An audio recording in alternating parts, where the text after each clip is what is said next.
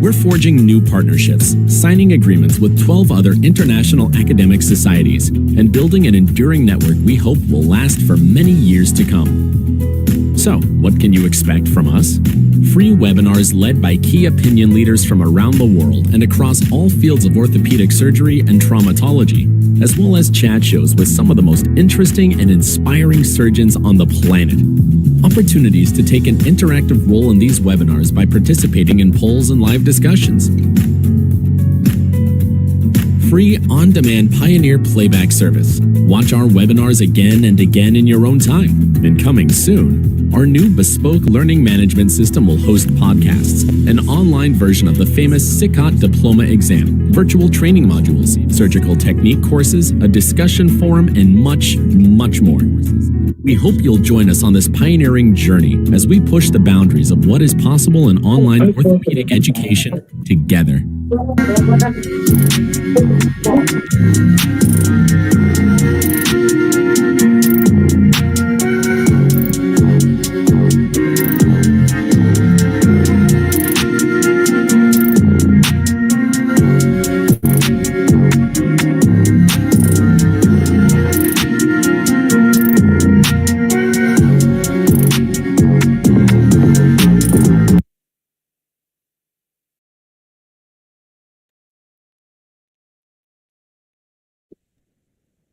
Good morning, good afternoon, and good evening, ladies and gentlemen. Welcome to the SICOT Pioneer webinar series. I'm Dr. Margaret from Hong Kong, the chair of the SICOT Education Academy. Before introducing today's chair and faculty, I would like to share some background on the SICOT Pioneer initiative. SICOT Pioneer is part of the SICOT Education virtual platform, which launched in June 2020. Since its inception, we have organized 102 webinars and 7 TED sessions. To date, the platform has garnered just under 50,000 live views and over 83,000 on-demand views. We are also proud to have a Pioneer fan club of over 10,000 members. If you'd like to explore our previous webinars and other education activities, please visit the SICOT website at www.sicot.org. We encourage you to join as a member to access these resources on demand. Today's webinar is organized by our SICOT Microsurgery Committee. It is on the microvascular upper limb bone reconstructions. Our moderators are Dr. Mohammed Kotb from Egypt, who is our immediate past SICOT Microsurgery Committee chair, as well as Dr. Vasileios who is the national delegate of the SICOT for Greece and also the member of our SICOT Microsurgery Committee. So without further ado, I'll now hand over to our moderators, Mohammed and Vasileios, to begin the sessions. Thank you. Good morning, good evening for all. I'm so happy to moderate this session. I would like you to bring you all the experts from all over the world, but we succeeded to bring eminent names from 4 continents: Asia, Europe, Africa, and South America. So we'll start our webinar by Dr. Amir from Lebanon, and this is the continent of Asia. So please, Dr. Amir, start your presentation. Well, good morning. Thank you, SICOT and Margaret, for the kind invitation. Morning, Mr. Chairman. And I'm gonna share my screen.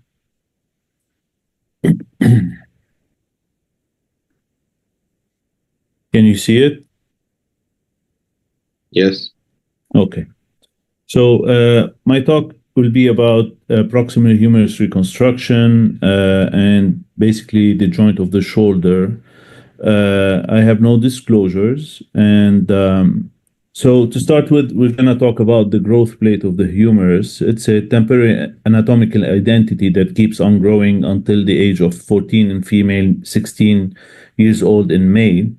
80% of the humeral growth comes from that part of the bone. If that is damaged during a skeletally immature individual, then there would be growth disturbance and deformity in terms of length discrepancy as well. So as you all know, with the improved survival of our patients who have limb cancer, upper limb cancer, or humerus cancer, there was some big need for modular prosthetic and allograft reconstruction, but those didn't give a durable results, especially in skeletally immature child. And therefore, the goal for reconstruction stays in a reconstructed extremity that should grow and withstand high functional demands. So in the pre-microsurgical era, there were discouraging results. In the 1980s, a vascularized epiphyseal transfer was done in animal models and then was translated into clinical practice. And in the last decades, there has been so far multiple limited series of proximal humerus reconstruction. So if you look at the pathology for a proximal humerus reconstruction, this can come from either tumor surgery with or without chemo and radiotherapy. It could be secondary also to trauma. It could be any accidental trauma or even war injuries like this patient. And it could be also from infections associated with the trauma. In addition to the less common pathology that's been seen is the osteoradionecrosis or congenital chondrodysplasias. So what is the main goal for a proximal humerus reconstruction? We always aim to achieve function. Function, what we mean by function, restoration of the physiological growth, prevention of angular deformities, and length maintenance in skeletal maturity. And some of the times, if you have an adult and you are not able to achieve, and the injury is severe or the prognosis is severe, then we aim for arthrodesis. In reconstruction techniques, what has been reported so far are the biological reconstructions that we like more as microsurgeons, which could be used mostly with autografts and free vascularized fibula flap with or without the epiphyseal growth plate, which is the preferred method for those type of reconstruction if the defect is more than 6 centimeters. Or prosthetic reconstructions could be anatomical endoprosthesis, cement sleeve, total reverse shoulder prosthesis, massive prosthesis, or a combined technique of graft prosthetic composite reconstructions. If you look at the data, one of the biggest meta-analysis series that you see is this that was performed in 2014, and there was no difference in outcomes between prosthesis versus allografts versus the composite or the combined technique. However, all those techniques, they had indistinguishable outcome, which was fractures of the humerus or the failure of the prosthetic device. So a special condition goes in the proximal humerus if we have a immature child where you have the bone growth hasn't been completed yet. In those cases, we always like to have an epiphyseal transfer and maintain a growth potential for that reconstructed limb. In addition to that, the other goal in the double goal of the reconstruction is the joint reconstruction.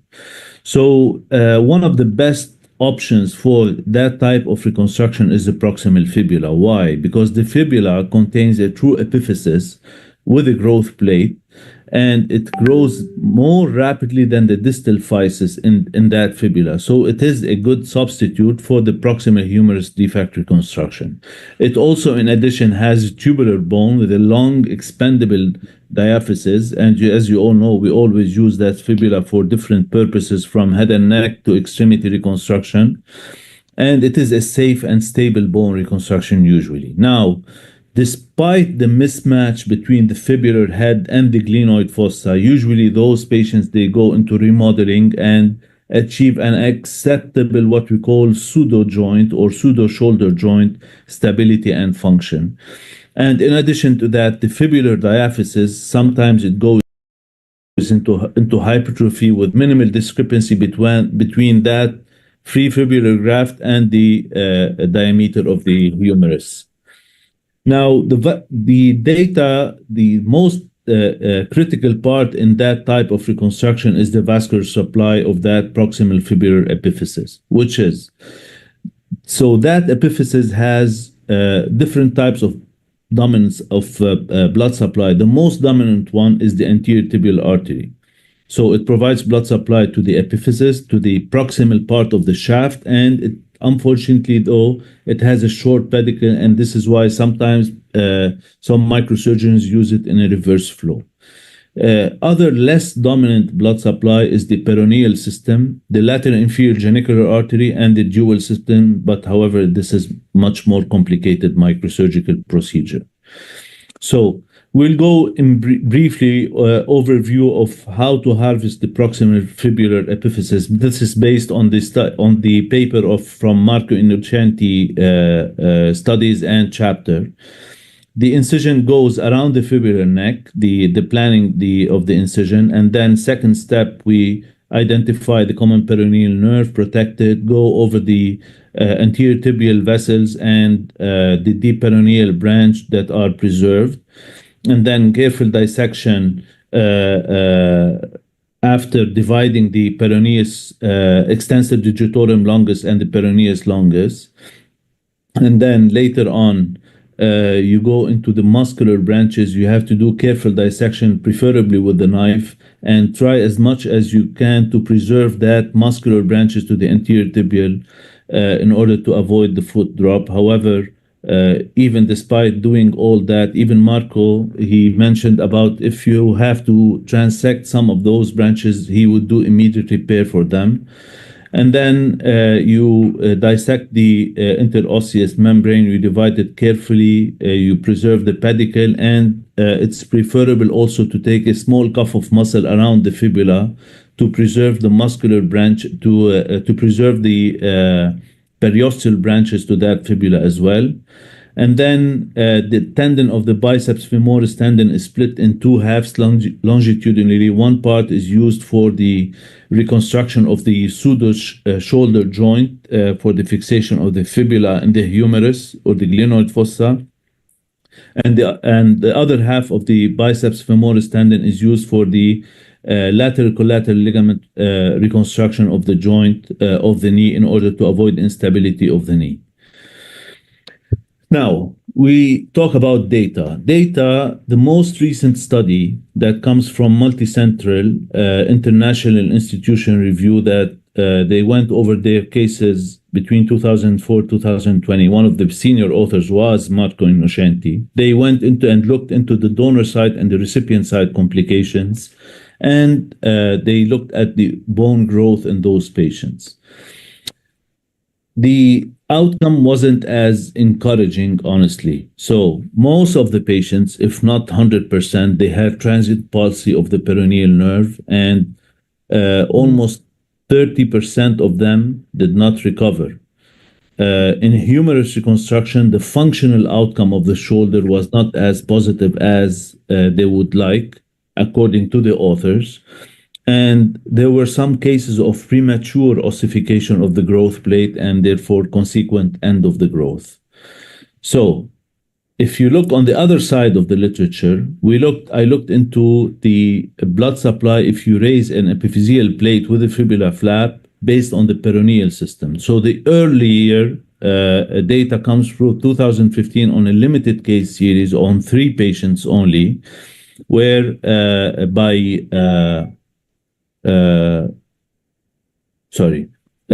so in 2015, where they went into looked into the presence of the intercommunicating branches between the metaphyseal and the epiphyseal systems, and the primary author or the senior author recommended to use soft tissue, a bulk of soft tissue taken around the fibular neck in order to preserve as much as blood supply as they could to that. In order to preserve that fibular head and epiphysis. And however, the outcome also here was not as good. 2 patients had diminished fibular heads. They went into atrophy, and 1 patient had completely resorbed the fibular head with failure. The recent data comes from 2025 on a bigger case series on 13 patients on fibular flap based on the peroneal system raised with the epiphyseal transfer, as you can see in those patients. And here the outcome were a little bit better. Some patients had delayed wound healing. Some patients had fractures, like a common, which is a common outcome seen in the free fibula raised on the anterior tibial system, and one patient had common peroneal nerve palsy. However, there was no atrophy of the fibular head on those patients.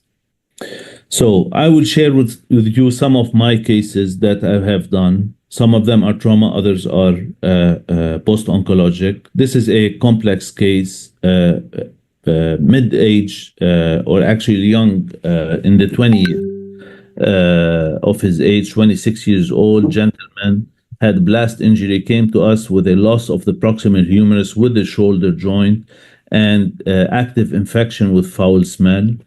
In those cases, we always like to stage the reconstruction. First, you debride, close the defect with skin graft, make sure you have a clean wound until you go and do the bony reconstruction. Otherwise, you will run the risk of developing osteomyelitis in the transferred fibula. So this is the patient after 3 months from the closure of the wound with skin graft. This is the defect that he had. This is necrotic bone. So we went back, we did a reconstruction without the fibular, with the fibular head, but that was fixed in a pseudo way, or a pseudo reconstruction way, by putting a wire. But this will allow just excursion of the upper limb in an anteroposterior fashion only. Here there was still a small gap. Over here, the orthopedic surgeon took the patient down again after 2 days and readjusted to achieve good bone contact. This is the patient after 6 months. He still had some granulation around the K-wire over here that was removed later on with the orthopedic surgeon. And this is how you can see the hypertrophy of the fibula and the contact, the healing contact with the distal humerus. This is another patient. Here we're talking about post-oncological with physeal free flap or deficits. This is a 9-year-old boy, had osteosarcoma of the proximal humerus. This is the defect after the resection. Here we went by the book. This is one of my first cases, and actually it discouraged me a lot, because I will tell you about the complication, what happened. So I went by the book how to raise the fibula with the fibular head based on the anterior tibial system. And here you can see how we fix the collateral ligament with the biceps tendon of the knee joint. This is the fixation done by the orthopedic surgeon with an intramedullary nail and some K-wires. This is the patient after 3 months. As you can see, the fibular head went into atrophy, despite was raised on the anterior tibial system. However, I have to say that this patient had radiotherapy post-operatively, so it could be damage from the radiotherapy as well. And then he had spontaneous fracture that was fixed with plate and screws. I have to say that this case was one of my nightmares, because I had to deal with for 14 months of peroneal nerve palsy and foot drop, and the patient and the family were very frustrated with that. And this discouraged me actually from doing further free fibulas based on the anterior tibial system, because I was very careful for those muscle branches, but still the patient developed foot drop for a long time, and he did not recover completely. Then I started raising it on the peroneal system, and I'm share a couple of cases that I have done. This is a 13-year-old lady, had also a large sarcoma of the shoulder. This is the tumor resected. This is the defect. This is here we're raising the fibula based on the peroneal system with the peroneal head. This is the protection of the common peroneal nerve, as you can see. The advantage of raising with the peroneal system is that you can raise a big skin paddle. Also, even you can raise a big muscle with that. This is the hemisoleus muscle, if you need that. This is the fixation post-operatively and the follow-up after 13 months. You can see how the fibular head is still preserved, and you can see how the fibula hypertrophied over here with a good healing of the bone. Another patient, 14 years old, again, right shoulder, osteosarcoma, proximal. This is the defect. This is what left of the muscles surrounding the joint that we can use for the reconstruction and coverage on top of the reconstruction. This is the tumor resected. This is the fibula based over here with the fibular head based on the peroneal vessels, as you can see them over here. This is the common peroneal nerve. And here after the inset and the anastomosis to branch of the brachial artery. Again, this is the fixation post-op. This is the healing after 1 week. And this is here after 16 months. It did not hypertrophy that well. The head of the fibula, it looked decent. Did not, maybe there's a little fracture over here because of the K-wire, but there was good healing with the native left humerus distally. So in conclusion, a vascularized epiphyseal transplant based on the anterior tibial system is the recommended so far in the literature. However, it's a long and demanding procedure with high rate of complications, although transient some of them at the donor side. For these reasons, the cost effectiveness of and ratio should be carefully evaluated with the patient and the family. Raising that epiphyseal transplant based on the peroneal system is feasible, but however, data is still yet not very prolific and reliable, and therefore more anatomical vascular studies and clinical outcomes are still needed. The shoulder function results in either case following a fibular transfer are quite impaired related to the extent of the muscle cuff that's resected with the cancer, and in motion postoperatively it's usually mostly compensatory by the whatever surrounding muscles are available, like the scapulothoracic muscles. Thank you. Thank you very much, Dr. Amir, for the very nice illustrated presentation and lecture about the proximal humeral defects and reconstruction by vascularized bone transfers. I have got two requests for the speakers to keep an eye on the timing of the lecture, and to the attendees to send your questions, because we are all here for you to answer your questions at the final presentation. And now we're moving from Asia to Europe. So we have the advantage of Dr. Vasileios from Greece, who will present about the humeral diaphyseal bone loss and reconstruction.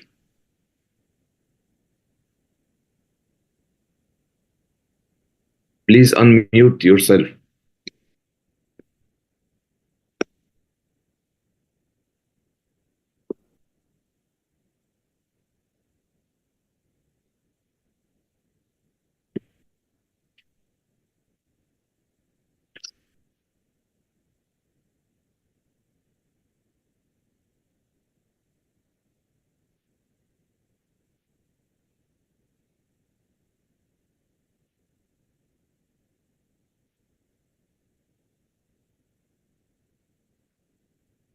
Okay, due to technical issue at Dr. Vasileios, so we'll move to Dr. Efrain. Dr. Efrain, you are here? Yes, I am. Good. We'll move to South America. And we are happy to have Efrain to tell us about the vascularized bone transfer around the elbow.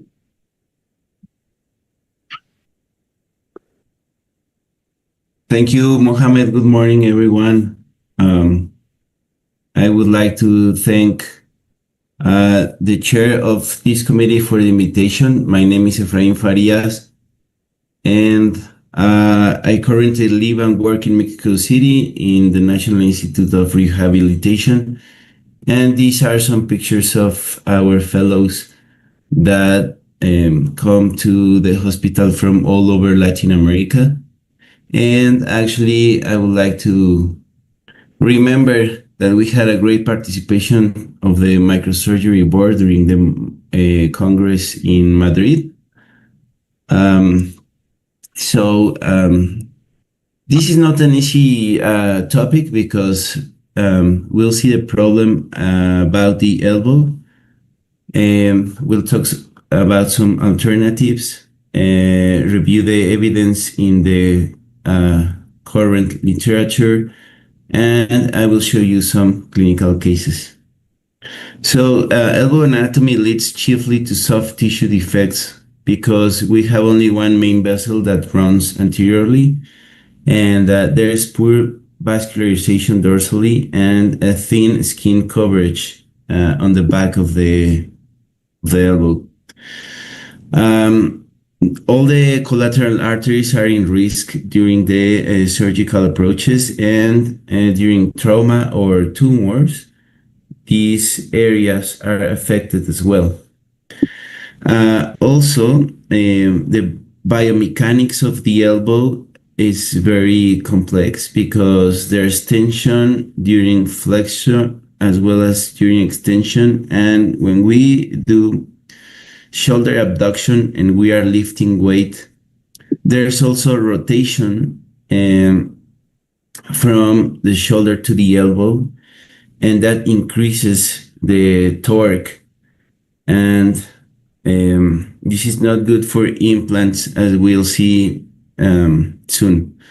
The other problem is the presence of severe trauma, like windshield or swipe injuries that affects mainly the joint. And since the joint needs to do flexion extension, and it's the base of the pronation and supination of the forearm, it's extremely difficult to achieve stability after these injuries. And as well, severe fractures in osteoporosis patients is also a problem. And as we will see during this lecture very oftenly, the tumors around the elbow will require advanced reconstruction, and we know that the prosthesis is not the best option because elbow prostheses have low survival, as we can see in the literature, mainly because of instability in valgus or varus. Also, it's prone to several complications, which are more common during trauma, but also in inflammatory arthropathy or during tumor-related joint replacement. We have complications and high revision rates. And we know that the primary total elbow have an age restriction of 65 years old or older. So this prosthesis is prone to fail, as we know. It's not the best joint to replace with an implant, because the force transmission occurs at the humeral shaft and becomes a problem of the whole upper limb, not only the joint. And one of the main stabilizers, the radial head, has to be resected. So we have two problems there. And before this joint replacement, elbow infusion was done quite oftenly, but there is no optimal position for the arthrodesis. And we can't compensate the normal function of the elbow or the whole upper extremity using a fusion. So whenever possible, we should try to try an interposition arthroplasty. We have enough bone, but the problem is that when we need a bone, huge parts of bone allograft, more than 6 to 10 centimeters, will lead to problems with biology around the joint. So it is not the best option. So that's a problem. So what's the evidence in the literature? We have mostly anecdotic, low-level evidence cases about microsurgical reconstruction around the elbow. The reconstruction is tailored, and we have very few articles. If you can see here in this quick search, from 1986 to this year, we had only 17 results of free osseous flaps around the elbow. And if we try to modify the search, we have less than 20 results. That is not encouraging. And the last 8 years, we only have 9 results. So we have published some studies about perforator flaps. When we can't do microsurgery, we can use a posterior interosseous flap reverse.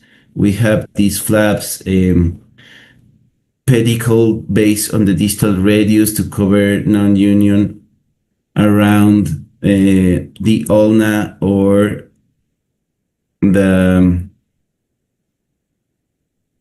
the distal humerus, as we can see, is based on the perforators that go to the bone on the distal radius, and this one can be placed on the distal humerus, and it is chiefly indicated for recalcitrant non-union that had several previous surgeries. There are some cases reported like this combined flaps using muscle and bone to reconstruct defects, and this is one of the results, a free fibula flap to reconstruct the distal humerus, reconstructing the elbow. And as we can see in the picture, the function is not much more encouraging than the elbow fusion.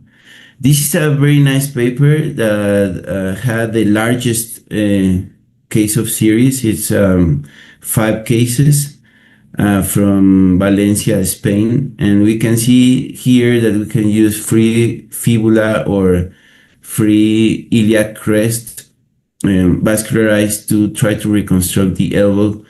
However, if you can read the paper with some attention, we will see that there are some limitations as well. But one of the things that the authors recommends is to do the anastomosis on the medial side and do the bone fixation on the lateral side, just to try to avoid complications or graft loss. So a couple of clinical cases. This was a male, 75 years old, who had a infection. You can see here a failed fixation for a severe osteoporotic fracture.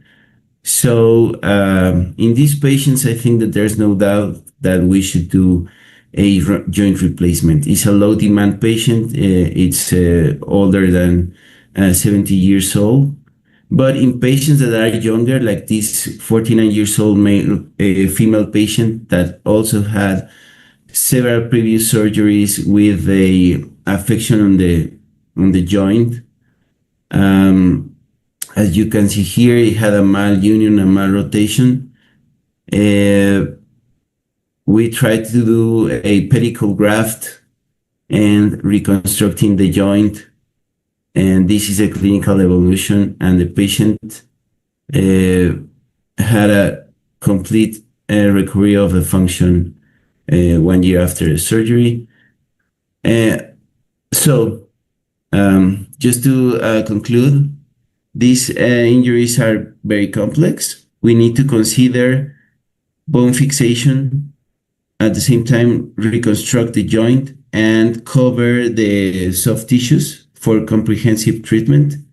The reconstruction is tailored, and we need to be very creative because there are not a lot of information in the current literature. We can say that medial anastomosis is preferred, and the lateral fixation of the graft is a good approach. And as you can see in this talk, there is a lot of room for advancement in the reconstruction of the elbow. Thank you for your attention. Muchas gracias. Thank you very much, Dr. Ibrahim, for very nice presentation, illustrative cases, and your message was very clear. And now we are moving back to Dr. Vasileios from Greece, from Europe. He will talk about the diaphyseal humeral bone defect. Can you please stop sharing, Dr. Ibrahim? Okay, thank you. Can you hear me now? Can you see me now? Yes.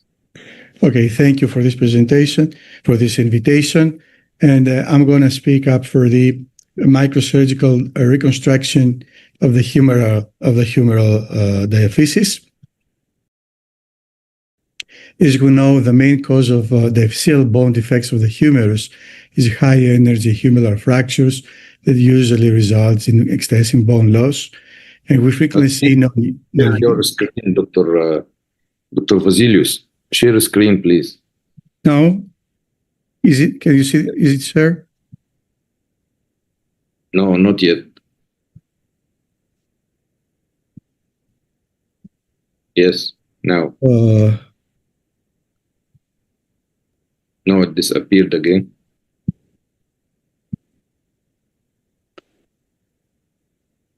Yes. Okay, now can you see? No, disappeared again. Let's do it again. Share.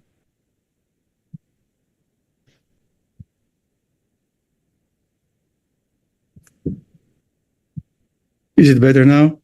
Yes, yes. Okay. So I'm going to speak up the microsurgical reconstruction of the diaphyseal humeral defects. And as we know, humeral fractures with extensive bone loss with high energy injuries is the common cause of non-unions, septic or non-septic of the humeral diaphysis.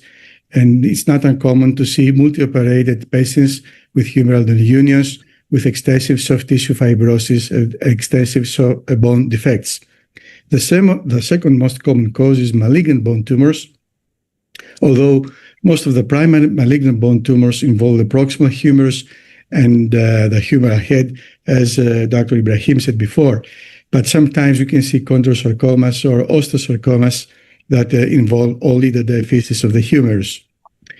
When we face a patient with a humeral defect, we can reconstruct it with several ways. And when there is a short, long bone defect, we can do acute shortening if there is less than 3 centimeters and use bone grafts and plate fixation. However, for recalcitrant cases, or we have extensive bone loss due to tumor resection, we can use other techniques like the induced membrane technique, popularized by Masquelet, or you can use vascularized bone graft and osteosynthesis. This is a very interesting study published in 2023 by Massin et al. They used the NOS score for the humerus soft non-unions, and based on this score, they described this algorithm, this extensive algorithm, how to treat humerus soft non-unions. Now we are interested for this non-unions work with defects more than 2 or 3 centimeters after finishing with infection or other problems, and they suggest reconstruction with a fibula graft or the induced membrane technique. However, in the literature, we don't have high-quality studies to suggest when we should use fibula graft or when we have to use an induced membrane technique. Several vascularized bone grafts have been described, like the medial femoral condyle periosteal, osteoperiosteal flap, as we can see in this image. But this is suitable only for cases with limited bone loss. When we have to reconstruct large bone defects, the vascularized fibula graft is the graft of choice. We know this is a living bone graft based on the peroneal vessels, but when we harvest the fibula, the free fibula graft, either with anterior or the posterior or the peroneal vascularization system, we have to remember that there are arterial anatomy variations, and in about 1.5% of the population, there is absent posterior tibial artery. This is an intraoperative image. We can see the fibula graft with a peroneal head, with a peroneal artery. Sometimes we can harvest with the muscle to cover muscle defects, and sometimes we can harvest skin of paddle to reconstruct soft tissue defects. And in this image, we can see very nicely the perforators coming from the lateral septum to reach the skin. Regarding the shape and the size of the bone defect, we can make a double barrel construct. This means that we osteotomize the fibula, but we carefully preserve the periosteal blood supply. All the time we have to do a fibula graft, a free fibula graft. We always try to find what's going to be the recipient site, the arterials for the arterial anastomosis, because we don't always have to do the venous anastomosis, but we have to find the artery for the anastomosis. For the lower leg, it's easy. We can find usually the anterior tibial artery or the peroneal artery, but the upper extremity is not so straightforward. So sometimes you can use an end-to-side type of anastomosis to the arterial artery, but when we have extensive tissue fibrosis, it's not always to do this. But we can use branches coming from the brachial artery, and as we can see in this image, this is the teres major. The lower part of the teres major is the landmark that separates the axillary artery from the brachial artery. And just distal to this point, the brachial artery gives off the deep brachial artery that gives two branches, the radial collateral and the superior ulnar collateral artery. So the deep brachial artery is a very good vessel you can use for anastomosis, or we can use the radial collateral artery. But we do cases like tumor cases. Usually the deep brachial artery serves as a nutrishing vessel to the tumor, so we have to ligate it, or is occupied for the tumor, so we have to find other sources for anastomosis. And in this case, I find very useful to use muscular branches to the medial side of the long biceps.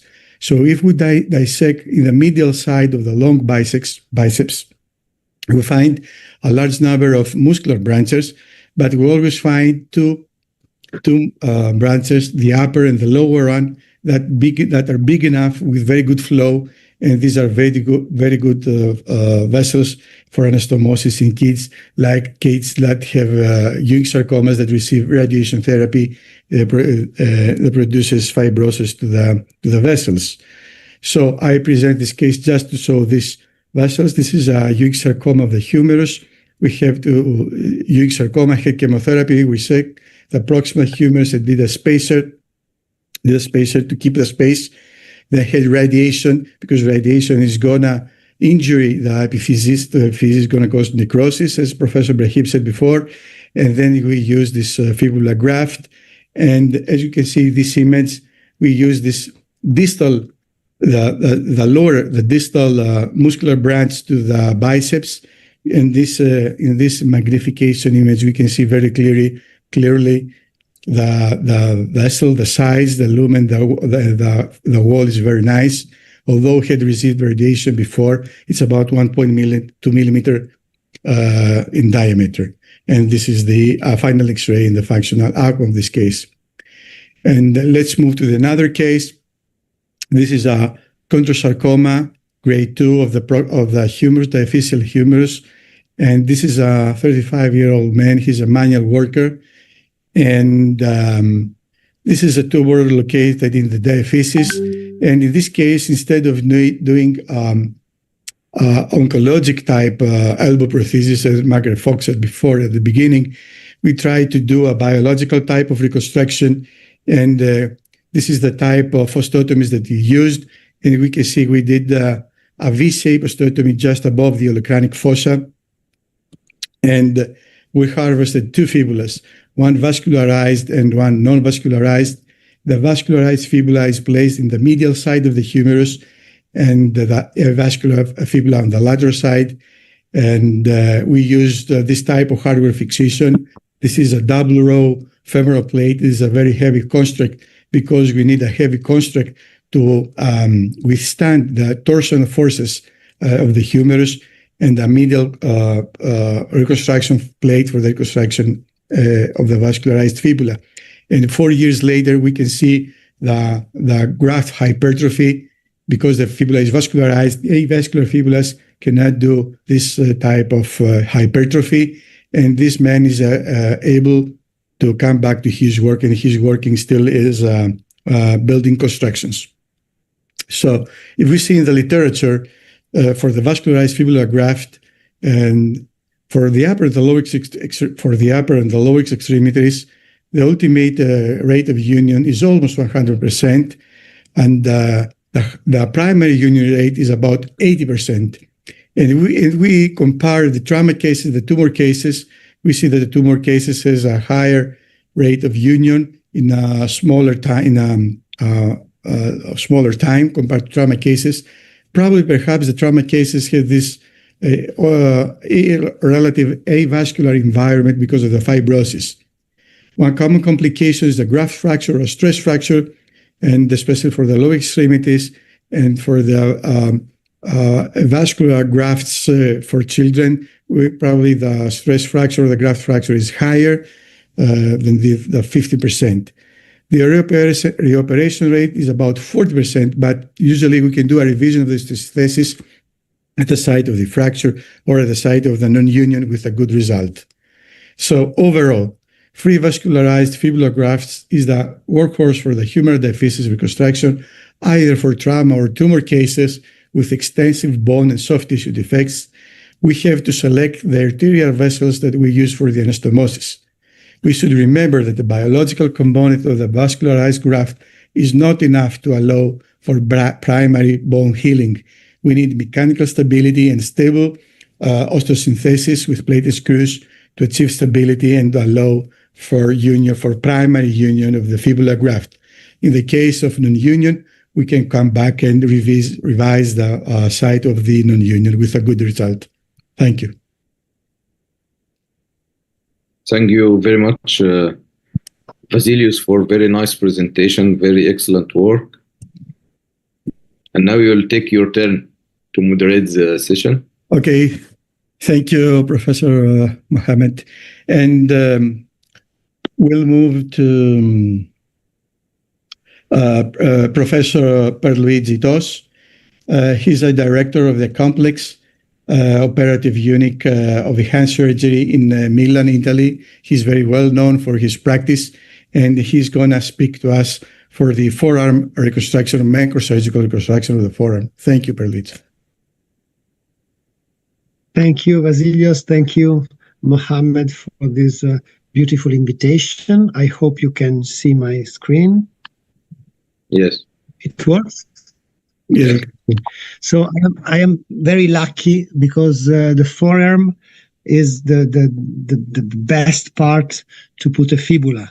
Same size, same everything is the same. Seems to be invented to do microsurgical graft.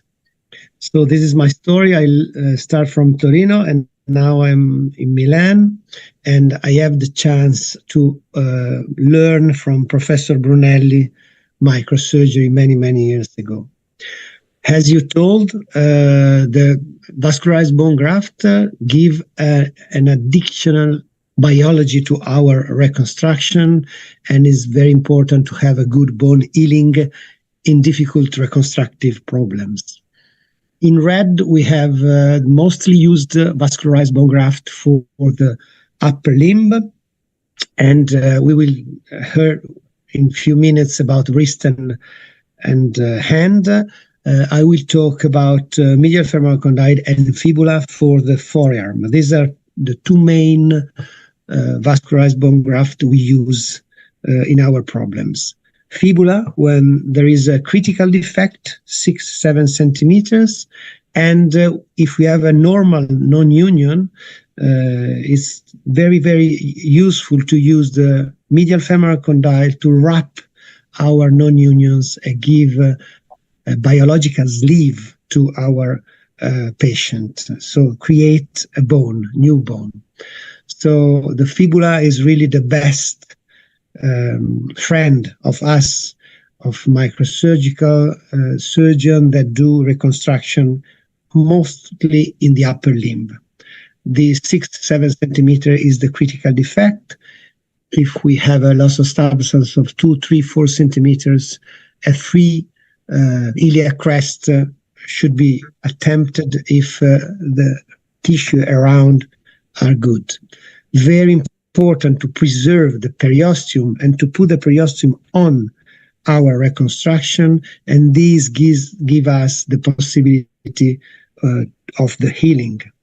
This is a personal case series up to 22, and if you see, the upper limb is much more higher in numbers respect to lower limb. The fibula is really done for the upper limb, and for the lower limb we do that, but for pediatric cases with allograft. So these are the main problem we have to face: non-unions, traumatic bone losses, infection, and tumor excision. This is the case series of myself during these years, and if you see, the forearm is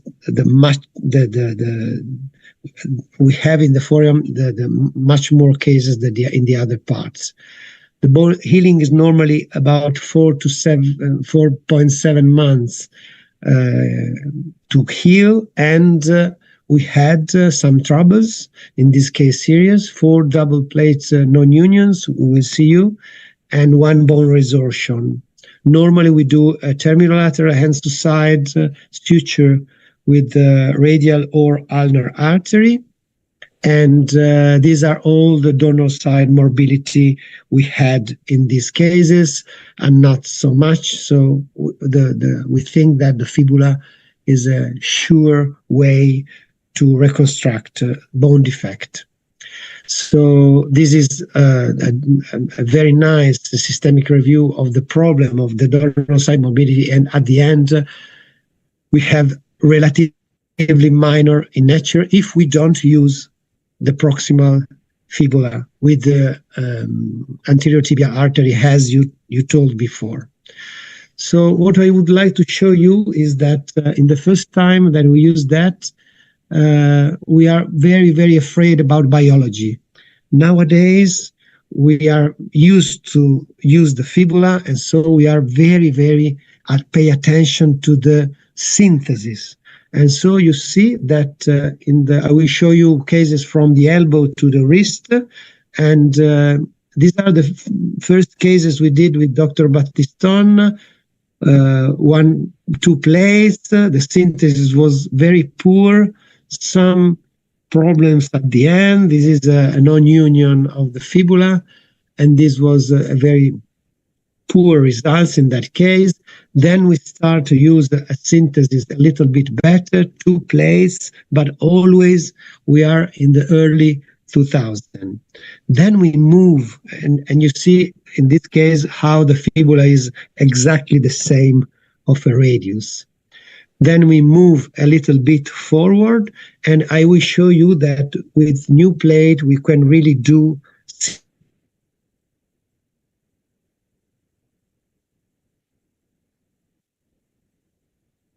gap. This is the fibula, this is the synthesis, and at the end, if we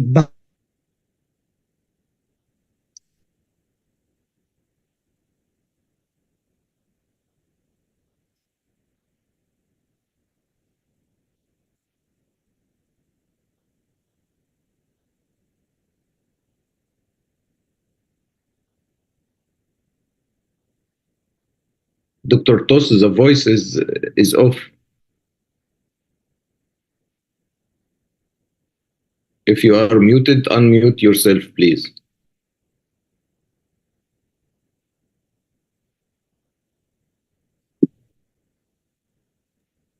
I think he got some internet problem and he went out.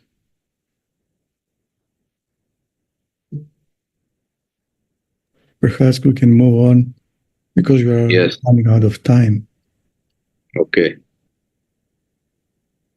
And I don't know if Professor Addosooki is ready. I'm ready. Yeah, thank you, Professor Addosooki. Professor Addosooki is a professor at Sokan University in Egypt, and he's gonna talk to us for wrist and hand reconstruction. Thank you. Shouldn't we wait a little bit for Professor Tos, or we start? No, start, and he will come back. When we come back, he will enter again. Okay.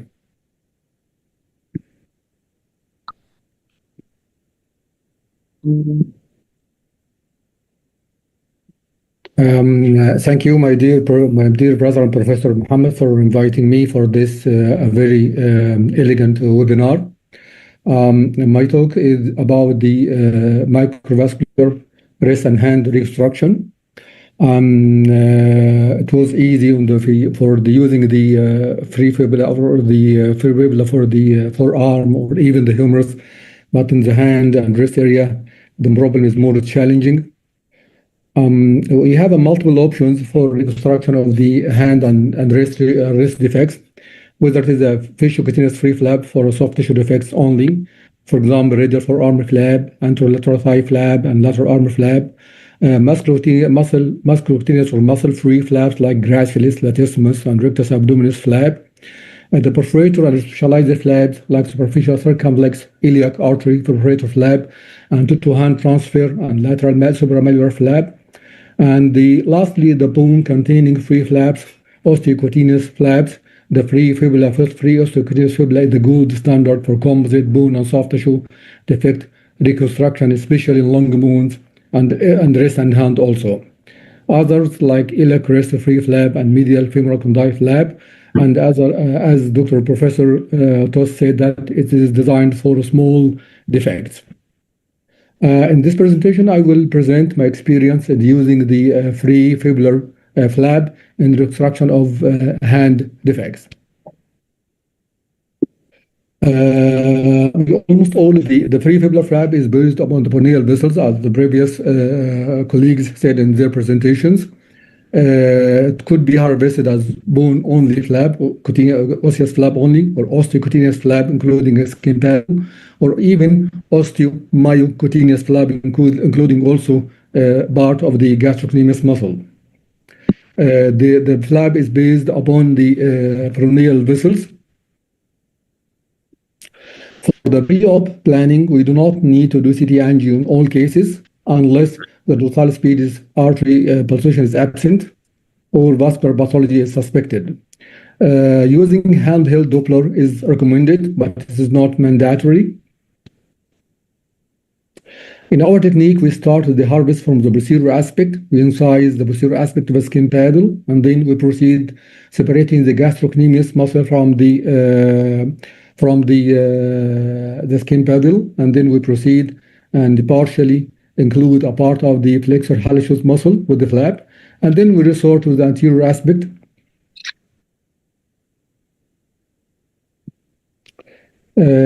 Separate the anterior skin paddle from the lateral compartment, anterior compartment, and the tibialis posterior muscle. And this is a short video showing our technique, how to harvest the fibula. Please let me know if you can hear the voice of the video. To perform a free fibular flap surgery, the fibula bone is first marked on the skin and divided into 3 sections: proximal, middle, and distal. An S-shaped incision is made on the skin, and the skin paddle is centered around the junction between the middle and distal thirds, where most of the perforators are located. The procedure starts by incising the posterior aspect of the skin paddle, and the skin and subcutaneous tissue are elevated until the sural nerve is visible.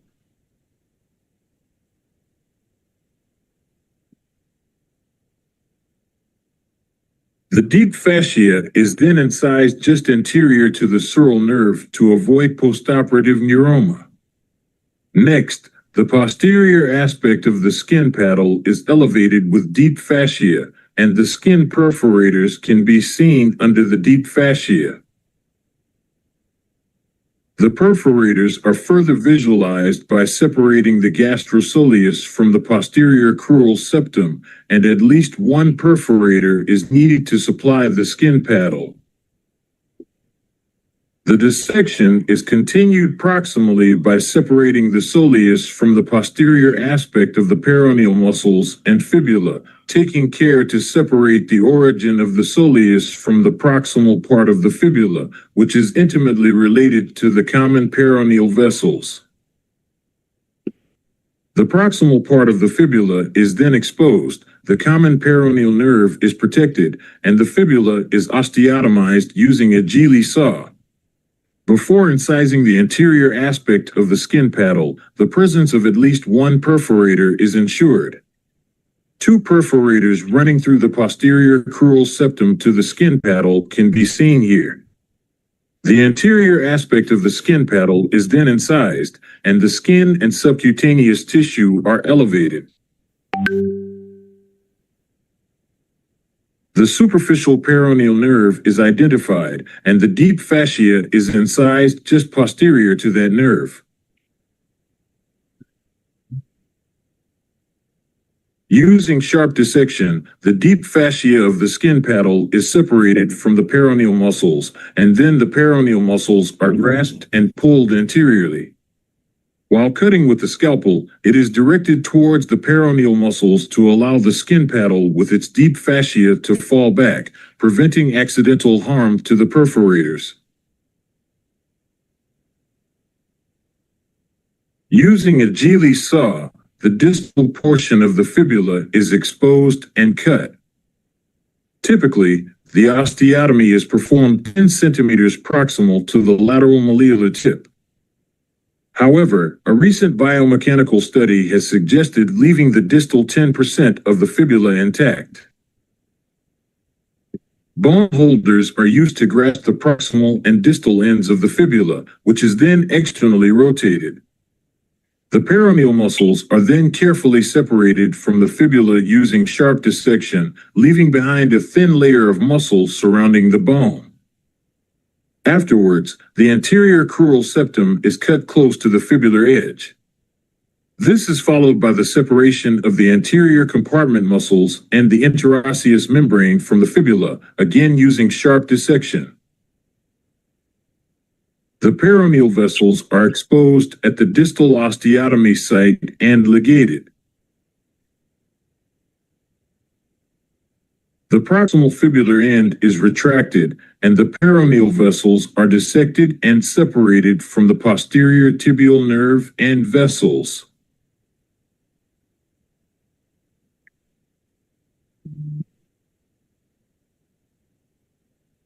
The procedure then reverts to the posterior aspect, and the separation of the soleus is completed, and any muscular branches are ligated unless it is planned to harvest it as an osteomusculocutaneous flap.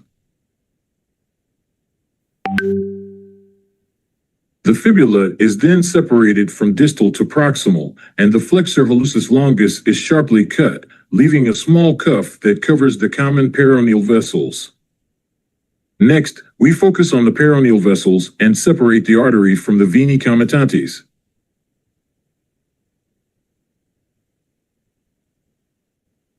It is crucial to perform this step before ligating the vessels, as it becomes significantly more challenging afterwards. Afterwards, we deflate the tourniquet to verify the vascularity of the graft and skin paddle. The skin perforators are clearly visible, and there is free bleeding from the skin edge.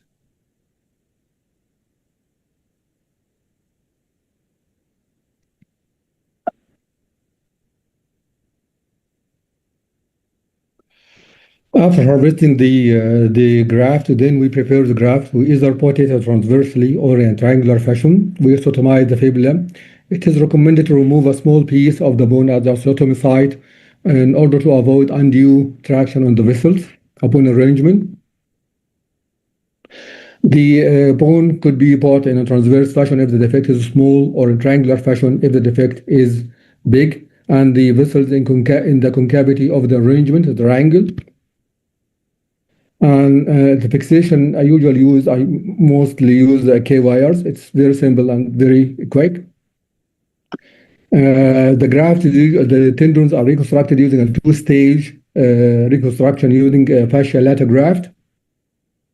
And this is some case presentation. A male patient, 35 years old, presented to us 4 weeks after trauma. Just a K-wire was bought for transfixation with loss of the distal part of the four metacarpal, lateral four medial metacarpals. We performed a debridement, and this is X-ray after debridement. And this is the kind of soft tissue defect, a big defect, including segmental loss of the tendons, for which we harvest the fibula. We first take like a template from the site of the defect using a small towel in order to plan the size of the skin paddle. And then we ostomize the fibula and put it in triangular fashion, put it in place, and put the skin paddle to cover the skin defect, and then anastomose the peroneal vessels to the distal end of the radial artery. Fixation using K-wires. And to a second stage tendon reconstruction after 6 weeks. And this is a 9-month follow-up showing union of the bones, and a clinical photo showing good functional outcome, of course with some limitation of the MBB joint. Another case, 14 years old adolescent, all the trauma resulting in loss of the metacarpal ends and tendon and skin loss. The wound was healed in scar tissue. We harvest the fibula, circumvent the defect, and using two-stage tendon reconstruction. And this is the X-ray at final follow-up and functional outcome of the patient. I think the free fibula is an excellent choice for reconstruction of the complex hand defects. Thank you very much for your attention.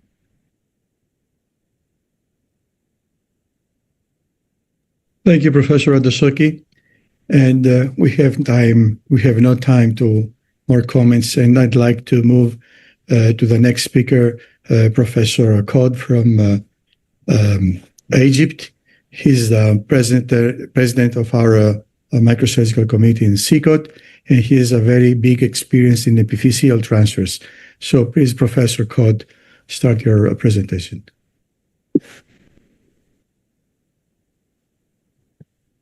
Thank you very much for this introduction. Now I am the ex chief of microsurgery.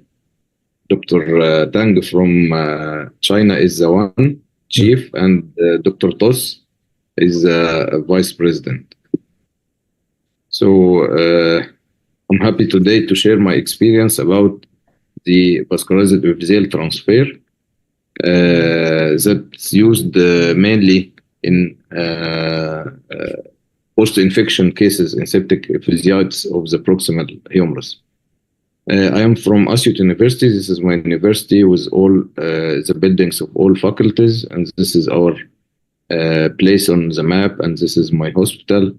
This is the hospital now with different subspecialties, and up here is the new building for trauma, and this is the new building for trauma on the lower right side, and on the left side this is the biggest microsurgery center in the Middle East and in Africa, and we are honored that we have this building for microsurgery. So this is my agenda for today. So let's start with introduction. Septic arthritis of pediatric shoulder is a rare condition, but it is reported to be 3 to 5% of all septic joints, and commonly associated with osteomyelitis of adjacent bone. The catastrophic sequelae will lead to destruction of articular hyaline cartilage and irreversible damage to epiphysis, physis, and metaphysis of the proximal humerus. And in comparison to the hip, it has been shown that it is presented delayed than the hip joint affection, which is more common and more complicated disease than the infection, and it needs a longer duration of treatment than the hip cases. And it represents a diagnostic dilemma. And this review had shown that it is the good predictive markers to judge it is infection or not is the limited range of motion and elevated CRP. And when in doubt, you can use ultrasonography or MRI to be sure about your diagnosis, because delaying is hazardous for such cases. And this is a review that showed also the same result, that pseudoparalysis and increased CRP are predictive factors for septic shoulder in children. So the problem, we have loss of growing potential and we have loss of joint surface. So we have double problems in such cases. And historically, trial of epiphyseal plate transfer started from 19th century, but the first successful case was done in 1929 by Strobe, and it was not vascularized and unpredictable results. But with the development of microsurgery techniques, now we do it vascularized. So what type of epiphysis you can use? We have a lot of epiphysis have been described to transfer, but for the proximal humerus, we prefer to use either the proximal fibula, which is the mainstay, and the second metatarsal in some cases. We follow the surgical technique as described by Marco Innocenti and have been showed illustrative by Dr. Amir, the first speaker in our webinar. And the patient will lie on lateral position, and this is the incision as prescribed before. This is the interval between the tibialis anterior and extensor digitorum longus. And this is a continuation of the deep peroneal nerve with the muscular branches.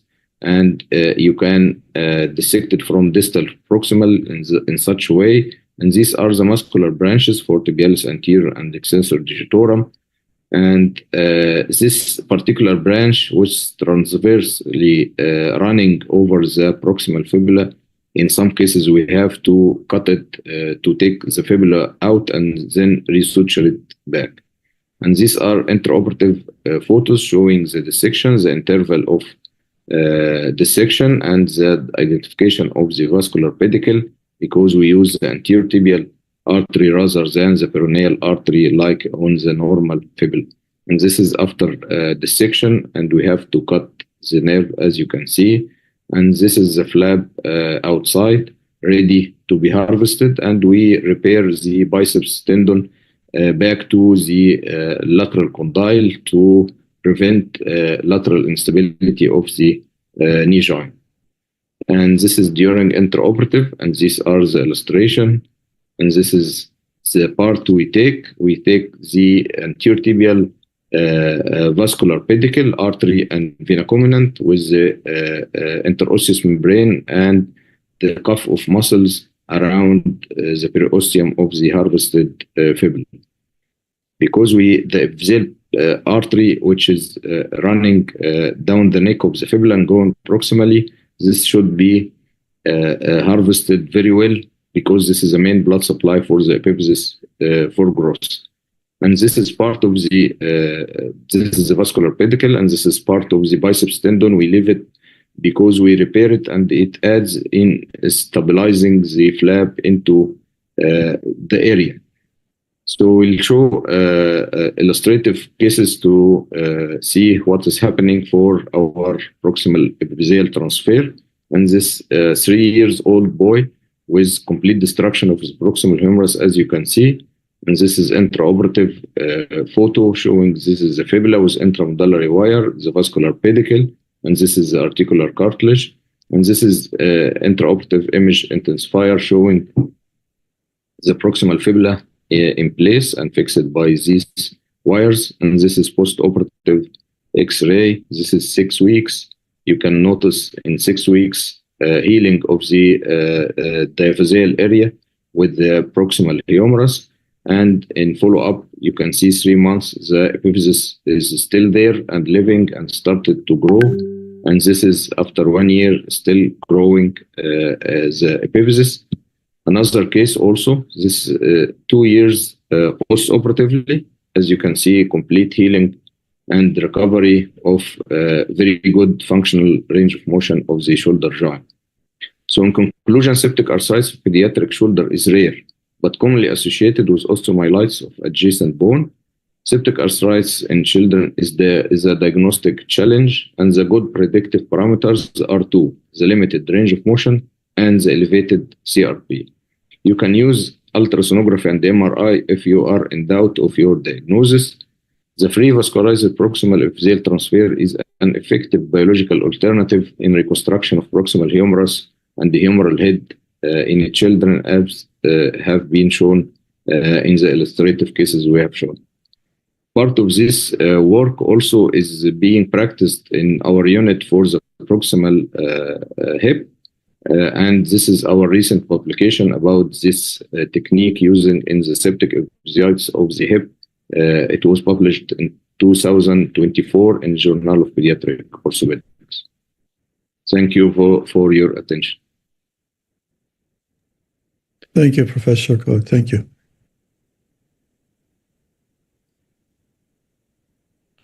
So, would you like to conclude? So, do we have time for questions or? Dr. Tos has not finished his presentation. Dr. Tos came back. If you want, I do not. If you want to see this, the final part are only cases. Yes, the illustration and the conclusion, please. I show you some cases. I don't remember where I was, but I was something. I was here. Rheumatoid arthritis of a young female, proximal part. And we choose with the 3D printing the plate before the fibula transfer. This is very important nowadays. So technology can help us to have very, very nice reconstruction. So we put the fibula, and this plate permits to bring with a screw the fibula. So the fibula can be used also for very difficult cases. This is a volar plate on the right side, put dorsally on the left side. So this is a dorsal synthesis unusual case.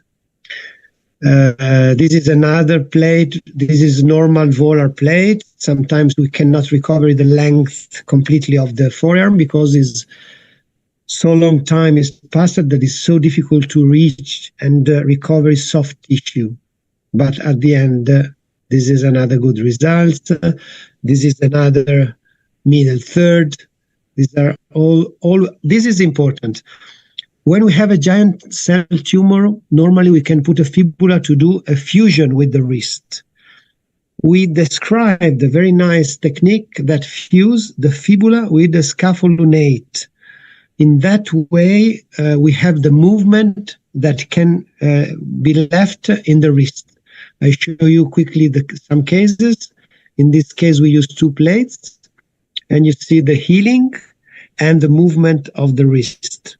And this is another case done in the same way. And leaving the movement in the distal row of the wrist really change the game of this patient.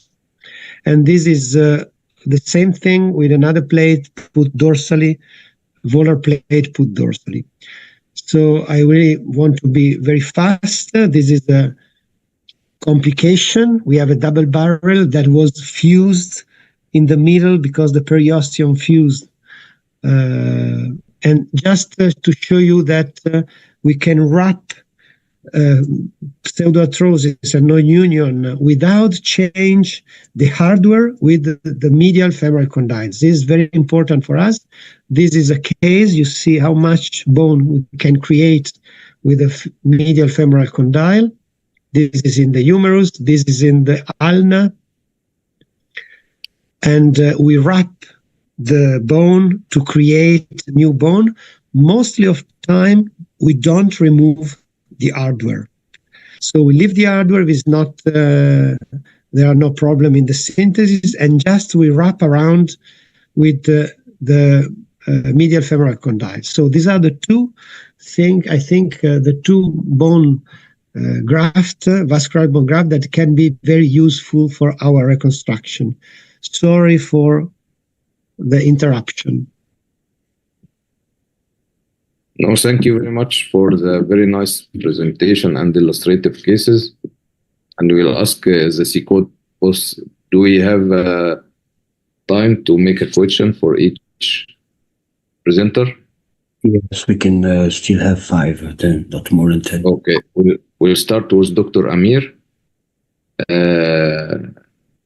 What about the remodeling? Because you make this technique in adults like we have seen. So do you think remodeling will happen in this age group? Well, the remodeling is a bit unpredictable in those patients. I mean, some patients you see a very good remodeling and thickening of the bone, even the head of the fibula. You can see like a pseudo joint forming in that around that shoulder joint, but unfortunately, we don't do a lot of those, and we don't have enough data to tell us what affects this remodeling, how this remodeling is going to happen, and what are the risk factors that the remodeling might be affected with those patients. But it's very unpredictable, honestly. Do you have experience with other rotational flaps local, like the scapular border? Well, local flaps, I use mostly the latissimus dorsi. I don't do other muscle flaps, local flaps. I do not do. I do just latissimus dorsi just for coverage, and not for function. Like the patient that I showed, the trauma patient, we did a fibula, and I did also a latissimus for extra soft tissue coverage for that area. Thank you very much. Now, Dr. Ibrahim, we have seen a case with infection and you did a total elbow arthroplasty. Did you put it immediately, or you did it 2 stages? No, I did it in the conventional way. 2 stages: irrigation, debridement, removal of the necrotic bone, and then cement spacer with antibiotic, and after the cultures are negative and the patient completed the antibiotic treatment, we did a replacement. Okay, thank you. And what about shortening? So in some cases like this, it's not amenable for reconstruction. We do shortening, so we do arthrodesis with shortening. Yeah, well,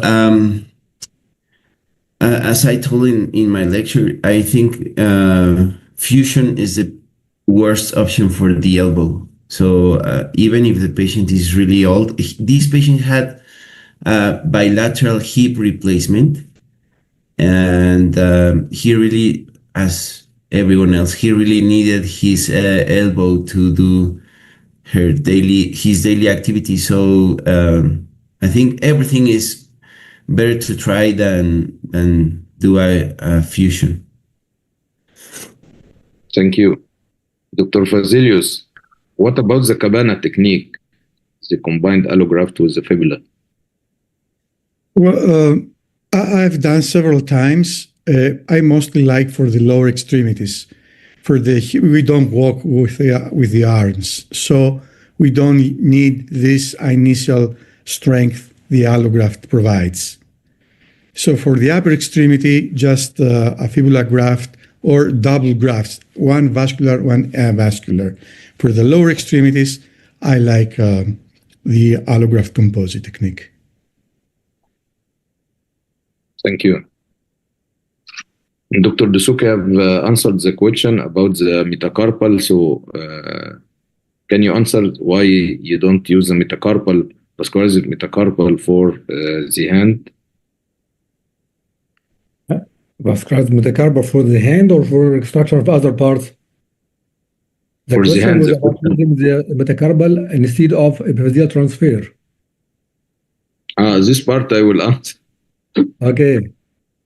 But you mean I use the other metacarpal from the other hand to the affected hand? No, I mean I mean the metatarsal to the hand.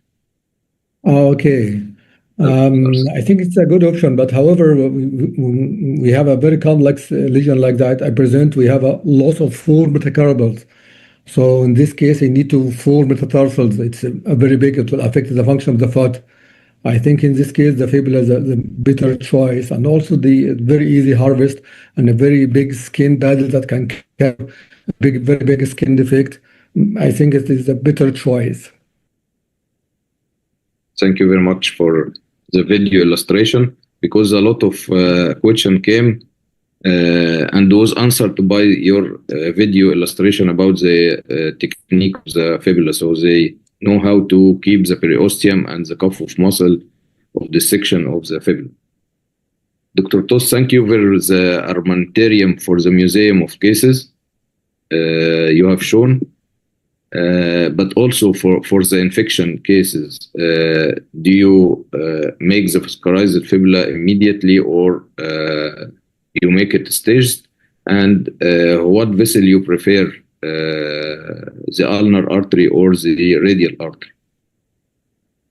So, radial artery and ulnar artery, the artery that I have, the shorter distances and the best one. So if we have 2 arteries very well working, 20th artery.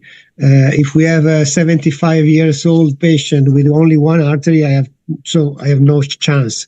So the easy artery is the best, and to not have problem on for the hand.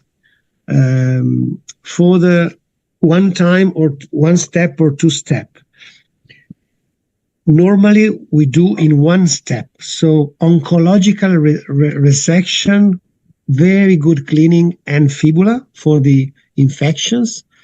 We had published a paper that we had 10 cases, 1 step, 10 cases, 2 step, and there is no differences. The only big problem is the issue about the healthy of the patient and the kind of infection. If it's very aggressive, the patient is not in a healthy situation, so we prefer to do 2 step.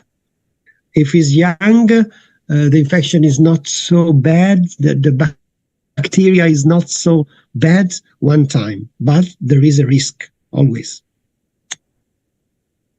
Thank you very much. And regarding the last question for my presentation about using the metacarpal, I think the question is about the metatarsal. So I told the vascularized proximal fibula versus the metatarsal. But the metatarsal have been shown have poor quality of remodeling and hypertrophy. So we used it in the hip several times, and we did not find the much hypertrophy that happened to the proximal fibula. That's why we stopped doing or using the metatarsal.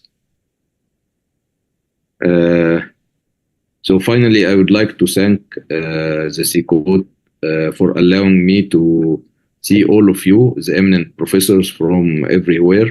You are doing an excellent job, and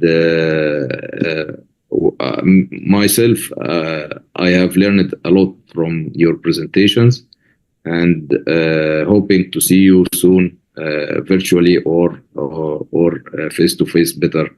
Thank you very much for your time, for your effort, for your experience, and I hope you a very nice weekend. Thank you. Thank you.